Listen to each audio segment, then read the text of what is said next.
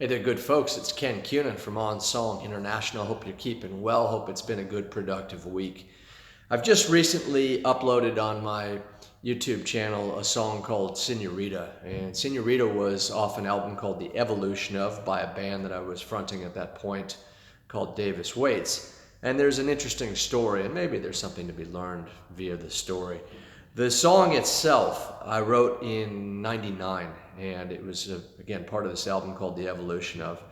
And I remember the story behind it. I remember what actually brought on the process of writing it. Seeing a very attractive young woman get off of a bus in Tarzana, California, and she's walking up the hill, and I'm presuming that she was a housekeeper, and because there are a lot of housekeepers that would take a bus and they would walk up the road to a nicer area where they would often work for homes. And I was thinking that I built a little bit of a storyline around it, thinking that she was maybe working for a doctor and his wife perhaps. And, what if the tables were turned and, maybe she was the one that was married to the successful doctor, or whatever it may have been, or perhaps she was successful herself. And so I came up with the phrase in the beginning of the hike, and it was Senorita, Senorita, born and raised in Reseda, let the Santa Ana winds blow you my way. It was very windy. They're referred to as the Santa Ana winds. And I remember taking a moment and I was actually bugging my wife and her friend Melissa, remember these lines, Senorita, Senorita, born and raised in Reseda, let the Santa Ana winds blow you my way. I knew right there and then that there was a certain cadence to the song, and sort of built the structure of it when I came home, and ended up recording it in a mate who was a producer and he had a makeshift recording studio in his living room, and we put that out on the album. And while sonically it's always bugged me a little bit, the song itself, you could tell it's very catchy, and it had nice sort of different elements to it. It had a little Latino feel, and moments it had a certain percussive element while still having a very driving guitar sound. I'd love to re-record it at some point just to sonically bring up the digital world to 2019. Anyways, I transgress. The song is released, and lo and behold, it actually became #1 on quite a few alternative charts, which, we were absolutely tickled. And it was a huge thing because I remember getting a lot of joy and actually knocking off a Limp Bizkit song that was #1 at that moment. And so it was took off more actually in the East Coast as opposed to the West Coast, which is where I was from.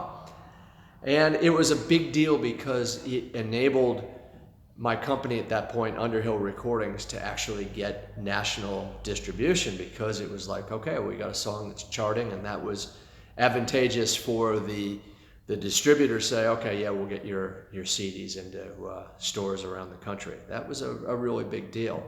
Now, what did I learn from the experience? One is when you have a line, or you have an image in your mind of what a song is about, you got to really make sure that image doesn't pass, that you don't let it go, that you write it down, or that you've memorized it enough that you own it. Second is that it's not necessarily always about being in a fancy studio and having the highest quality microphones and preamps and whatnot. In this case, sonically, it wasn't the best sounding song on the album, but it had a certain catchiness, and it had something that it's hard to put a finger on, that in turn got a lot of people's attention. Third is that you never know what it's going to be. You never know when that moment is going to come and pass to where you go, oh, this is an idea for a song. And those moments, they're passing all the time right in front of your very eyes. It's a matter of being receptive to realizing, okay, there's something special here. So those are the moments in time that can craft what can become one of your most popular, if not your most popular song, that can change the landscape of what you're doing. And at that moment in time, that had a big impact on my career, and that was just writing a line or seeing a moment in time and coming up with a couple phrases, and then from your phrases having that hook that's where you can script the rest of the song. You can create the storyline that surrounds it. And it's just about being open to the moment. And when you are, about knowing that, hey, you know what, this might be something special, and going after it with both hands and just driving ahead. That's what I did with Senorita.